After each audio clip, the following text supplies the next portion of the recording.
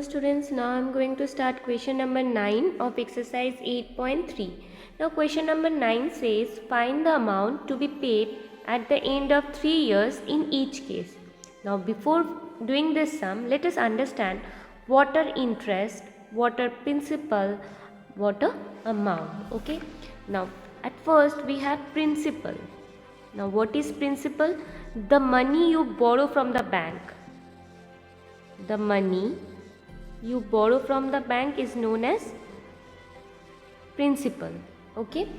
Now if you borrow some money from the bank and bank is not our relative, so for keeping this money they will charge some extra money. Like for keeping the money, suppose you have taken 10,000 from the bank, okay, and for keeping this money for some times we have to pay some extra money to the bank, and that extra money is called interest. The extra money which we pay to the bank for the money you borrowed is called interest. So interest is the extra money which we pay to the bank.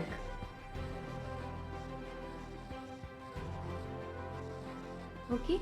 Now what is amount? Suppose you have taken 10,000 from the bank, and for keeping this money they will charge interest. Suppose interest is rupees 500, okay, and this money suppose they have given for 1 year, so that means after 1 year you will have to repay this amount, and along with this we have to give this money also. So this 500 is the interest and the 10,000, and this 10,000 is the principal money, like the one which you borrowed from the bank, and when you will add these two we will get the amount which you will have to pay to the bank after 1 year. So amount means the money which you borrow from the bank, along with that you have to pay interest at the end of the year by adding the principal and the interest. Okay, so amount is principal plus interest. That means we have to pay the principal amount which I have taken from the bank as a loan. Along with that we have to pay the interest, okay, at the end of the year, and that is only called amount. Now how to find the interest? There is one formula for finding interest.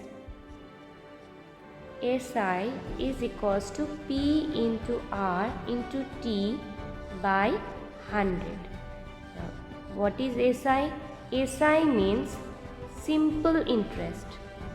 SI means simple interest, which is the way of finding interest when principal is not changed. See, principal is here, P for principal. Principal means the money which you have borrowed from the bank. R is the rate of interest charging on the amount you have taken. Suppose here in this case, in the first part we have been given rupees 1200 as principal. So suppose 1200 rupees you have taken from the bank, okay, at 12% PA. Now PA means per annum. In 1 year the rate of interest, this is the rate of interest charged on the amount you have taken, which is 12%, and multiplied by T for time.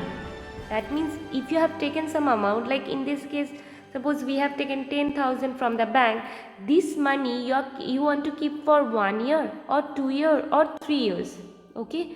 So that is only the time divided by 100 to get the simple interest, okay. Simple interest means the interest which we have to pay for keeping the money, okay.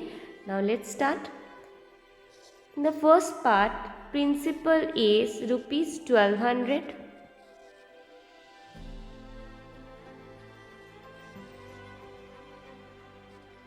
R means rate of interest, so rate of interest is 12%. They charge 12% on the principal, okay, for keeping the money. So this is the rate of interest. This rate of interest differ from bank to bank. In some bank it is less, in some bank it is more, it depends, okay. And here time is, see in the question it is given at the end of 3 years. That means time is 3 years. So we'll write 3 years here. So what we have to find? We will have to find amount to be paid at the end of 3 years. So just now we have seen that to get the amount, principal and interest to be added. Okay. So here at first we will be finding interest. So simple interest for this will be P into R into T by 100. So P is 1200 multiplied by rate of interest is 12%. So in place of R we will write 12. Time is for 3 years divided by 100. Now we'll cancel the zeros at first. So what we have in the numerator, 12 multiplied by 12 multiplied by 3. So 12 12s are 144 and 144 multiplied by 3 is 3 4s are 12. 2 1 carry, 3 4s are 12, 12 plus 1 13, 3 1 carry, 3 1s are 3, 3 plus 1 4. So rupees 432 you will have to pay extra. If you take 1200 from the bank, then you will have to pay 432 as the interest. Okay, if they charge 12% on the amount you have taken from the bank, then you will have to pay 432 rupees extra. Okay, now this is the interest which you have to pay. But while paying to the bank, while repaying the loan which you have taken from the bank, you will have to add the principal with the rate of interest, because the principal, the money which you have taken from the bank, this obviously will have to pay, and along with this we have to pay the interest as well, right? So it's 1200 plus 432. When you'll add these two, we'll be getting the amount which we'll have to pay at the end of 3 years. So 1200 plus 432, 2 plus 0 2, 3 plus 0 3, 4 plus 2 is 6 and 1. So it's rupees 1632. So if you borrow 1200 rupees from the bank, then at the end of 3 years, you will have to pay 1632 to the bank. Okay. Now moving on to the next question. Now question number 10 says, what rate gives rupees 280 as interest on a sum of rupees 56,000 in 2 years? What rate means? We don't know the rate of interest, so we will have to find the rate of interest. Okay, now what rate gives rupees 280 as interest? So interest is rupees 280 on a sum of rupees 56,000. So 6,000 is the principal, and in 2 years means time is given 2 years.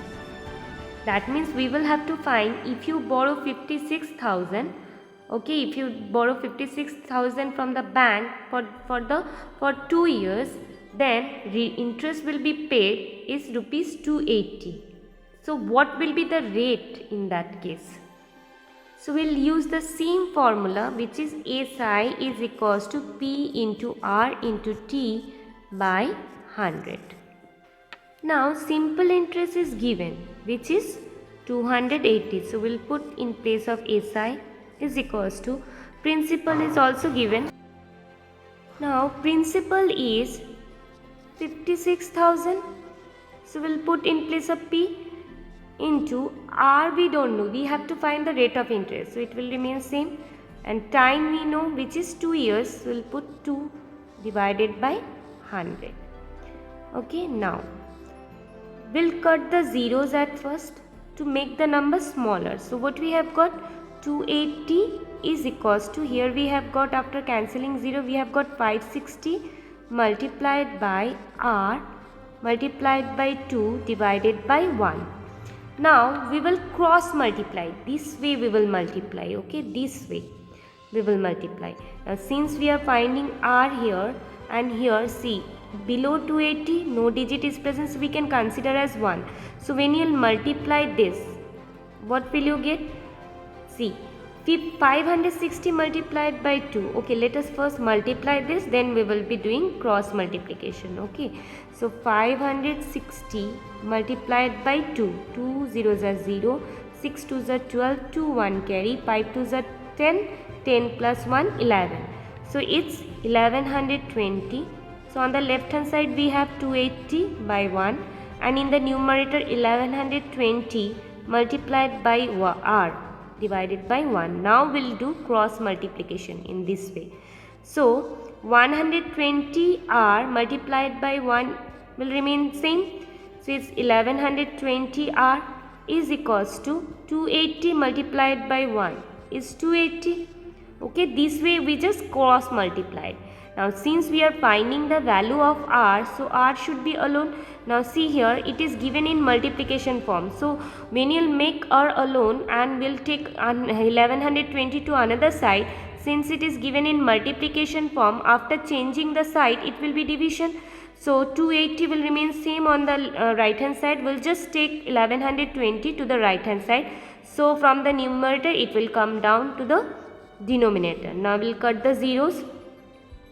Now see, 4 7s are 28. Now 4 2s are 8. 4 8s are 32. Okay. Now again it will be divisible by 7. So 7 1s are 7. 7 4s are 28. So it's 1 by 4. Rate of interest will be 1 by 4. Now if you want to convert it, so what will you get? 1 cannot be divided by 4, so it's 0. Now we'll take point, because of the point 0 will come. So 4 2s are 8. 10 minus 8 is 2. Again 0 will come. So 4 5s are 20. So answer is 1 by 4 or 0.25%. You will have to mention percentage here because rate of interest is not given. This is only the rate of interest they charge on the principal amount. Okay. So here either you write 1 by 4% or we can write 0.25%. Okay. Now coming to next. Now question number 11 says, if Meena gives an interest of rupees 45 for 1 year at 9% rate per annum, what is the sum she has borrowed? That means we will have to find the principal. Principal we don't know, but the interest which we pay after 1 year, that is given, which is 45. So SI is for rupees 45, and here time is 1 year, and rate of interest is also given, which is 9% rate of interest. So we'll have to find what sum she has borrowed from the bank. Okay, so we'll use the same formula for finding this, which is SI is equals to P into R into T by 100. Now SI we know, which is 45, so we'll put below SI. Okay, is equals to P is the principal which we don't know, so it will remain same, multiplied by R. R is the rate of interest which is given to us, it's 9, and time is also given for 1 year. Okay, now we have put the value of this and now divide by 100. Now we can solve this by cross multiplication, but before solving this, before doing cross multiplication, let us multiply the numerator at first. So 9 into 1 9, 9 into P is 9P divided by 100. Now how to cross multiply? We'll cross multiply in this way. Now here below 45, suppose 1 is there, since there is no digit we will consider as 1. So 9P multiplied by 1 is 9P is equals to this way. Now 45 multiplied by 100 is 45 multiplied by 100. We can keep it like this, it's more easier to solve. If you multiply, if you make the number bigger, it is difficult to calculate, isn't it? So we will not multiply, we will keep it as it is. Now we will find the value of P. So P should be alone. We'll take 9 to another side. Now here, since it is given in multiplication form, so after going to another side, it will be division.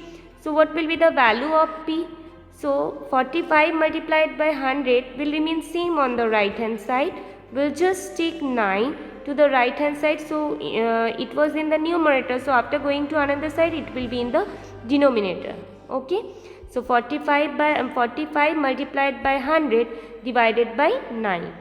Now see, 45 comes in 9's table, so we can cancel these two. So 9 ones are 9, 9 5s are 45. So if you multiply the numerator, will get the answer.